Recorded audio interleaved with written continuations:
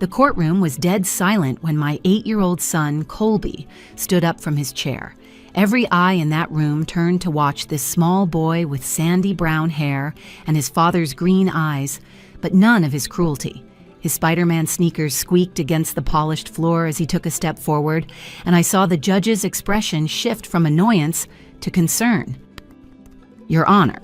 Colby's voice was small but clear, cutting through the suffocating tension like a blade through silk. "Should I show you who really made these cuts on me?" My heart stopped. This wasn't part of the plan. We discussed him possibly testifying, but not like this, not with such raw determination burning in his young eyes. Beside me, my 6-year-old daughter Mira gripped my hand so tight I could feel her little nails digging into my palm. She knew something the rest of the courtroom was about to learn. Colby began rolling up his sleeves with the kind of careful precision that made my stomach twist. Each fold revealed more of his thin arms, and I watched my ex-husband Garrett's face transform from that insufferable, smug expression he'd worn all morning to something I'd never seen before. Pure, naked fear.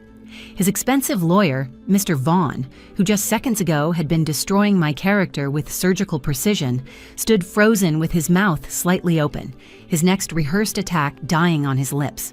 The judge leaned forward in his chair, the leather creaking in the silence. Judge Harriman had overseen hundreds of custody cases, but something in Colby's voice, maybe the weight of truth that only children can carry, made him abandon his usual stern detachment. "Young man, what are you trying to show me?" Colby looked directly at his father, then at Garrett's new wife, Wendy, who suddenly seemed very interested in studying her manicured nails. Then my brave, beautiful son turned back to the judge and spoke 7 words that changed everything. "The truth about who hurt me, sir." My mother, Helen, who'd been sitting behind Garrett all morning in a show of support that felt like betrayal, gasped audibly. She'd spent weeks telling everyone who would listen that I was unstable, that my struggles with depression made me dangerous, that the children would be better off with their successful father and his new wife in their big suburban house. Now she was about to learn what her grandson had been hiding to protect me. The courtroom security officer took a step closer, sensing the shift in energy. My court-appointed lawyer, Ms. Reeves, who'd been fighting an uphill battle against Garrett's legal team, placed a gentle hand on my shoulder. I could feel her trembling too. We both knew that whatever happened next would determine not just who got custody, but whether my children would finally be free from the nightmare they'd been living. Colby's small hands finished rolling up his second sleeve. The fluorescent courthouse lights seemed to grow brighter, harsher, illuminating. Everything we'd tried to keep hidden. Time slowed to a crawl as everyone waited for what my 8-year-old son was about to reveal. The truth that had been suffocating our family for months was about to breathe its first breath of air, and nothing would ever be the same again. 6 months before that courtroom moment, I was living in a cramped 2-bedroom apartment on the outskirts of Denver, trying to rebuild our lives after finally escaping my marriage to Garrett. The apartment wasn't much to look at with its beige walls and carpet that had seen better days, but it was ours. It was safe. And for the first time in years, I could breathe without wondering what mood Garrett would be in when he walked through the door. Every morning started the same way. I'd wake up at 5:30 before the kids and spend a few precious minutes drinking coffee in silence while checking my phone for new messages from him. There were always messages. "You'll never win this," one would say. "I have the money, the connections, and everyone knows you're unstable." Another might read, "The kids deserve better than a crazy mother." Each text was carefully crafted to stay just within legal boundaries while slowly chipping away at my resolve. I'd delete them after taking screenshots for my lawyer, then go wake Colby and Mira for school. Colby would stumble out of the room he shared with his sister, his hair sticking up in every direction, already asking what was for breakfast. Mira would follow quietly, dragging her stuffed rabbit, Mr. Hoppy, behind her, its worn ears testament to how tightly she held it through the night. "Mom makes the best scrambled eggs in the whole world," Colby would announce to no one in particular, settling at our small kitchen table. It was these moments, these simple morning routines, that Garrett was trying to steal from us. The truth was, I had been diagnosed with anxiety and depression after years of his abuse. The diagnosis came as a relief, actually. It meant I wasn't going crazy like Garrett had always told me. It meant there was a reason I'd felt like I was drowning for so long, and more importantly, it meant there was treatment. Yes, I took medication every morning with my coffee. Yes, I saw Dr. Martinez, my therapist, twice a week while the kids were at school. But I was healing, getting stronger every day, learning to recognize the difference between Garrett's voice in my head and my own. Garrett had twisted my mental health journey into a weapon. He told his family, our mutual friends, and anyone who would listen that I was mentally unstable and a danger to the children. He'd somehow gotten photos of my medication bottles during a pickup exchange and shared them like evidence of a crime. The antidepressants that were helping me be a better mother became, in his narrative, proof that I was unfit to be one at all. My own mother, Helen, didn't help. She'd visit every Sunday, bringing her judgment wrapped in concern. Deanna, maybe the kids would be better off with their father, she'd say while watching me make lunch, at least temporarily until you get yourself sorted out. She'd glance at the prescribed antidepressants on my counter like they were illegal drugs, then look at my small apartment with barely concealed disgust. Garrett has that big house in Highlands Ranch, she'd continue, as if I hadn't been the one who'd helped him buy it with my income before I quit my job at his insistence. His new wife, Wendy, seems so put together, and she doesn't work, so she could be there for the children full time. Colby would always defend me, his 8-year-old sense of justice stronger than most adults I knew. "Mom's the best," he'd tell his grandmother firmly, his green eyes flashing with anger. "She reads to us every night, helps with homework, and makes the best grilled cheese sandwiches. Dad just puts us in front of the TV when we visit. Plus, Mom lets us build blanket forts on Fridays," Mira would add quietly, finally finding her voice. She'd been talking less and less since the separation, but she always spoke up when someone criticized me. Those Friday night blanket forts had become our tradition. We'd push all the living room furniture together, drape every sheet and blanket we owned over it, and crawl inside with popcorn and my laptop to watch movies. Last Friday, squeezed together in our makeshift castle, Colby had said, "Mom, I don't care if Dad's house has a pool and a game room. This is better because you're here." Mira had nodded, clutching Mr. Hoppy tighter. "Dad's house is too quiet," she'd whispered, "and Wendy doesn't like it when I bring Mr. Hoppy." These were the moments that mattered, the ones that made me certain I was fighting for the right thing. My children didn't need a bigger house or fancier things. They needed a parent who saw them, who heard them, who made them feel safe enough to be themselves. They needed their mother, medication and all, small apartment and all, healing journey and all. The custody battle officially began when Garrett filed for full custody 3 months after our separation, claiming I was an unfit mother. The papers arrived on a Tuesday afternoon while the kids were at school. I remember standing in my doorway staring at the court documents while the process server walked away. Emergency motion for full custody was stamped across the top, and underneath, in cold legal language, Garrett had painted me as a monster. His lawyer, Mr. Vaughn, was known throughout Denver for destroying people on the stand. He'd won custody for fathers who barely knew their children's middle names, and now Garrett had hired him to take mine away. My court-appointed attorney, Ms. Reeves, was decent but overworked, juggling 20 cases to Vaughn's selective 3 or 4. "Just stay calm and tell the truth," she advised during our first meeting. But we both knew Garrett had been building his case for months, while I'd been focused on simply surviving each day. 2 weeks before the hearing, strange things started happening during the children's weekend visits with their father. Colby came home from his first overnight with bruises on both arms, dark purple marks that wrapped around his skinny forearms like bracelets. When I asked what happened, he looked at the floor and mumbled, "Dad said I fell off my bike." "But you don't have a bike at Dad's house," I said gently. Colby's eyes filled with tears. "I'm not supposed to tell you things about Dad's house anymore. He said it would make you sad, and you're already too sad." When I tried to document the bruises with photos, Garrett filed an immediate complaint with the court, claiming I was alienating the children and coaching them against their father. Ms. Reeves warned me to be careful. "Every move you make right now will be scrutinized. Don't give them ammunition." But how could I not protect my children? Mira had started having nightmares after visits, waking up screaming for me. When I'd ask her what scared her, she'd just shake her head and hold Mr. Hoppy tighter. "Wendy doesn't like me," was all she would say. Then came the accusation that nearly broke me. 3 weeks before the hearing, Garrett submitted a declaration claiming I was self-harming in front of the children. It was a complete fabrication built on a grain of truth. Yes, I had scars on my wrists, but they were old, faded reminders from my darkest days years ago, long before the children were born. During a particularly bad period in college, before I even met Garrett, I'd made choices I wasn't proud of. I'd gotten help, gone through therapy, and never relapsed. But somehow Garrett had photos, taken during a recent exchange when I'd worn short sleeves on an unusually warm October day. He'd zoomed in, edited them to enhance the contrast, making decade-old scars look fresh and angry.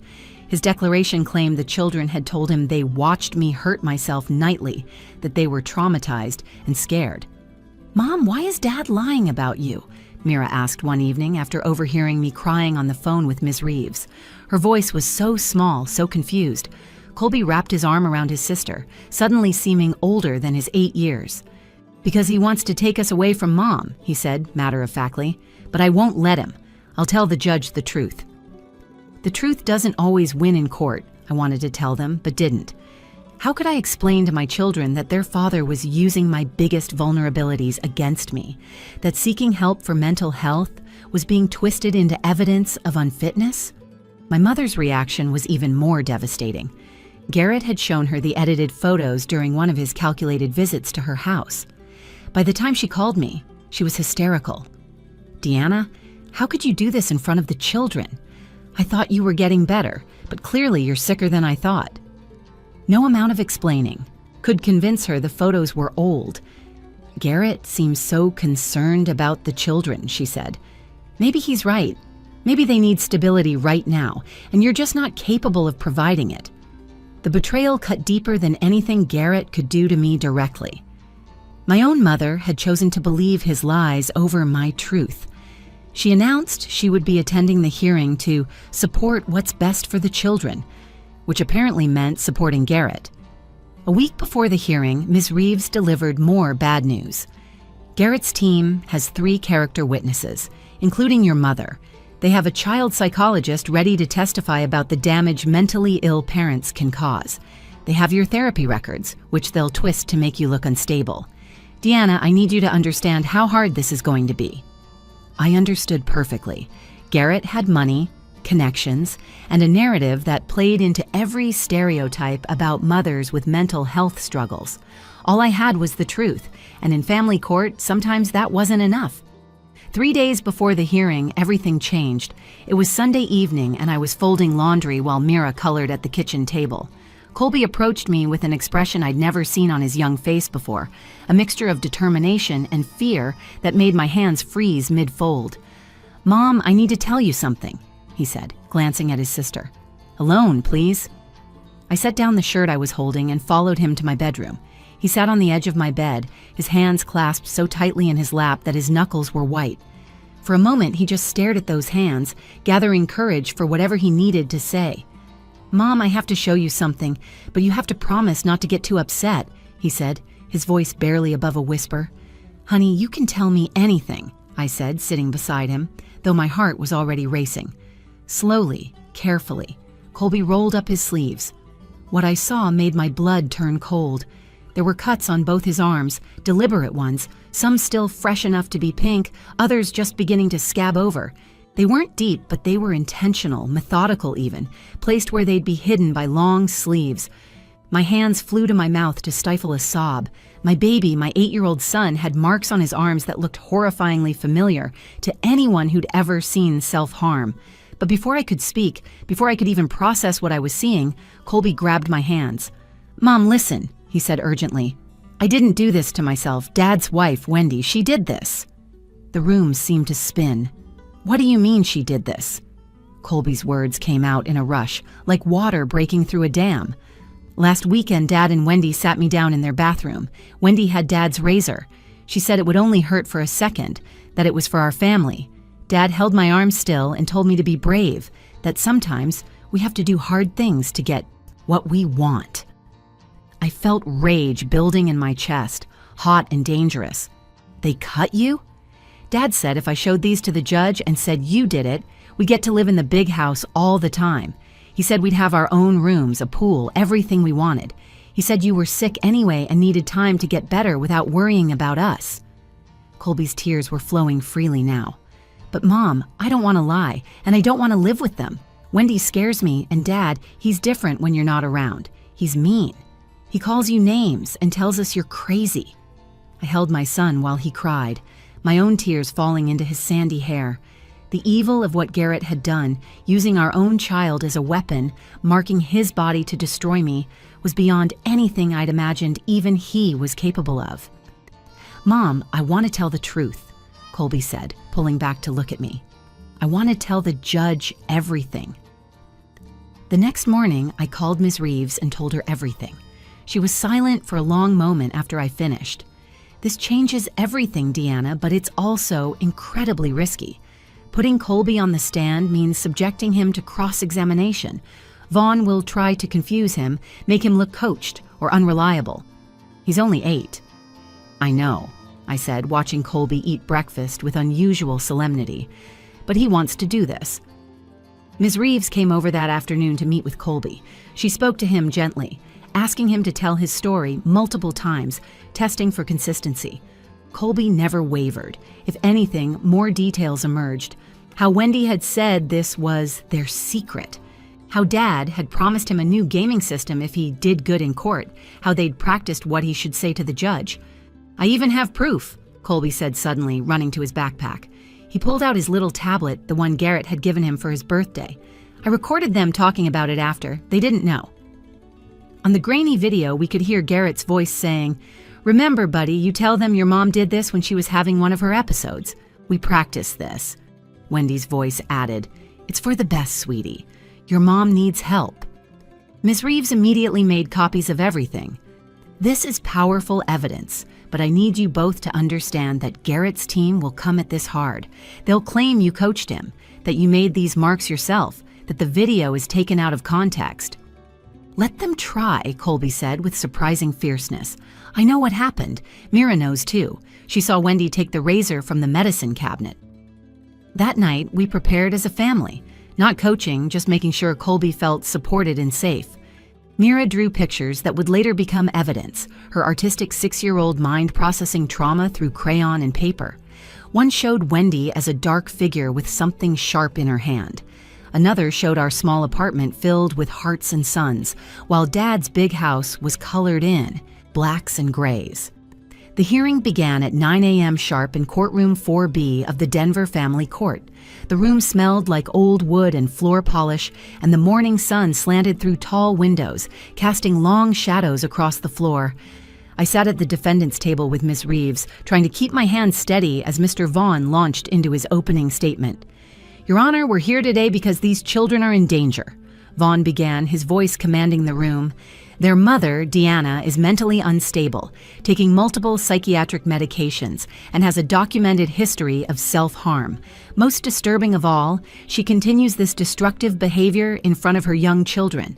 He produced the edited photos of my old scars, displaying them on a screen for everyone to see.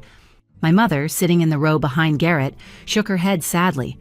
I heard her whisper to Garrett's sister, "Some people are just born broken." I tried to help her.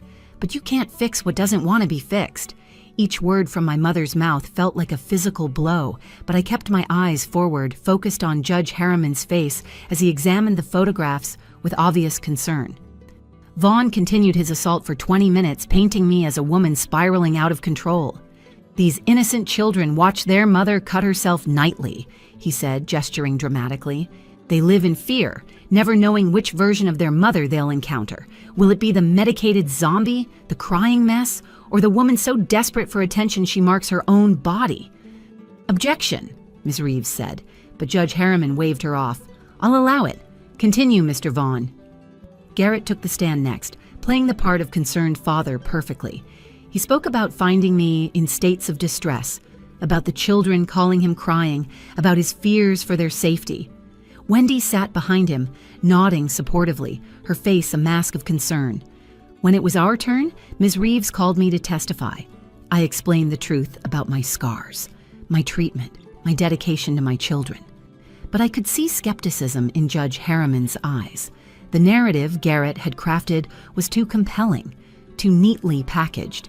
Then, without warning, without being called, Colby stood up from his seat in the gallery where he'd been sitting with the court-appointed child advocate. "Your Honor," his young voice rang out clear and strong, "should I show you who really made these cuts on me?" The entire courtroom froze. Judge Harriman leaned forward. "Young man, you haven't been called to testify." "I know, sir, but I have something important to show you. Please." The judge glanced at both lawyers, then nodded slowly. "Approach the bench, son." Colby walked forward with remarkable composure for an 8-year-old, his Spider-Man sneakers squeaking against the floor. He stopped directly in front of the judge and began rolling up his sleeves with deliberate care. The courtroom gasped collectively as the cuts became visible, still pink and healing, clearly recent. But then Colby did something no one expected. He turned and pointed directly at Wendy in the gallery. "She did it, Your Honor. 3 days ago. My dad watched and told me exactly what to say today." "That's a lie," Garrett shouted, jumping to his feet. "He's been coached." "This is exactly the kind of manipulation we've been warning about." But Colby continued, his voice growing stronger with each word. "Dad held my arms while Wendy used his razor. They said if I showed these to you and blamed Mom, we'd get to live in the big house. Dad promised me a PlayStation 5 and my own room if I lied good enough." "This is outrageous," Vaughn objected. "This child has clearly been manipulated." Colby reached into his pocket and pulled out his tablet. "I have proof," he said, holding it up. "I recorded them talking about it after. Dad didn't know the tablet was recording." Judge Harriman immediately called for order. "Everyone sit down. Bailiff, please take that tablet as evidence. Young man, are you saying your father and stepmother intentionally harmed you?" "Yes, sir. And they told me to lie about Mom. But Mom always says the truth matters more than being scared, and I'm tired of being scared." Mira suddenly stood up too, clutching Mr. Hoppy. "I saw Wendy take the razor," she called out, her tiny voice shaking but determined. "I was hiding behind the door. She said it was their secret game." The courtroom erupted. Wendy's face had gone chalk white, and she was shaking her head frantically. Garrett was demanding to speak, but Judge Harriman banged his gavel repeatedly. "Order! We're taking an immediate recess. Court officers will take custody of both children for forensic interviews.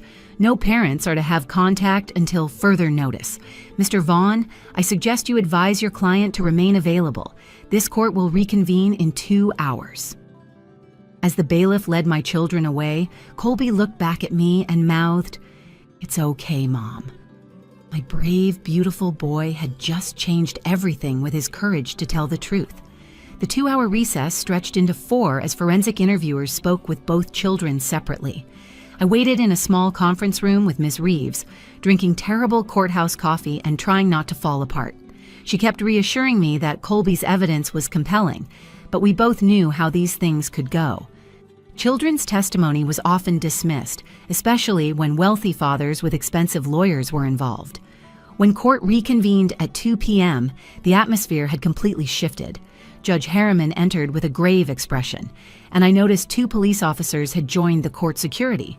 Garrett sat rigid at his table, his face pale and drawn. Wendy was nowhere to be seen. "I've reviewed the forensic interviews with both children," Judge Harriman began, his voice heavy with barely contained anger.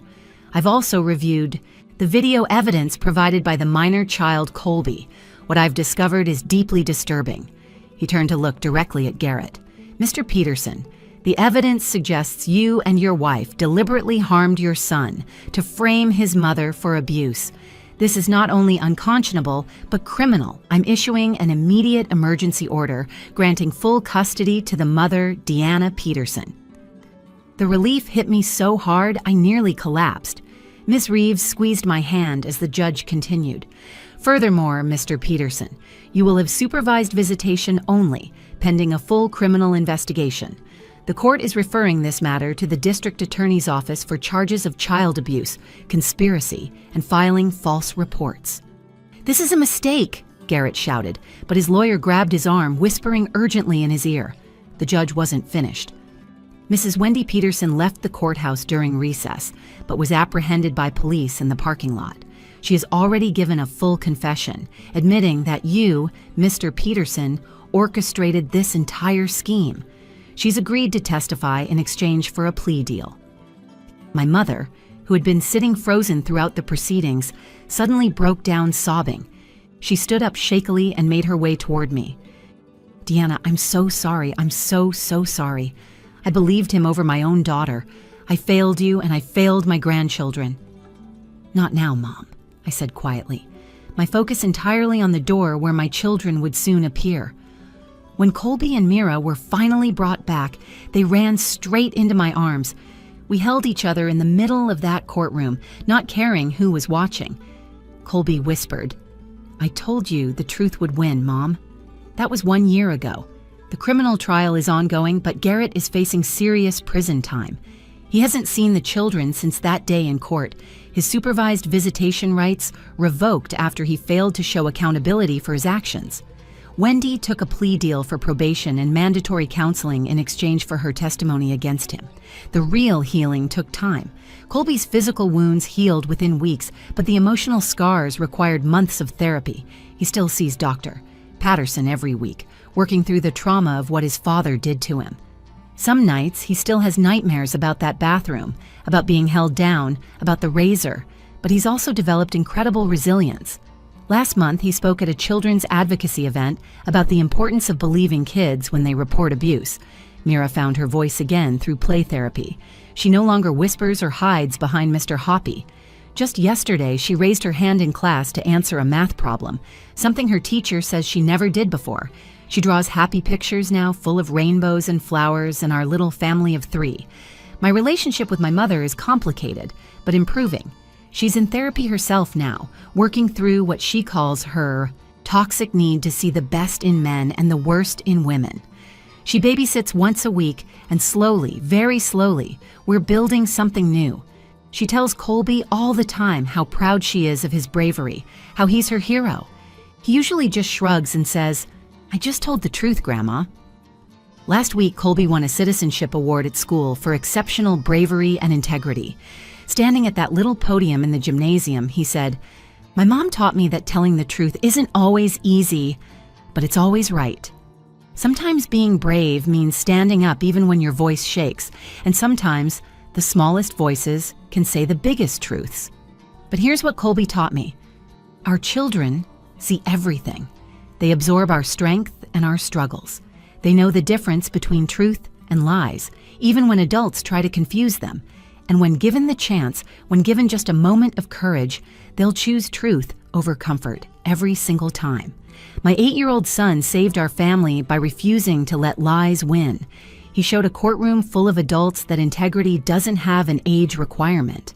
Every day, I thank God for his courage, for that moment when he stood up and said enough. Because sometimes it takes the pure, untainted honesty of a child to cut through all the manipulation and reveal what's real. If this story resonated with you, please like this video and share it with someone who needs to hear it. Your support helps these important stories reach those who might be facing similar struggles. Don't forget to subscribe to our channel for more powerful true stories of courage, survival, and triumph. And remember, the truth really does matter more than being scared.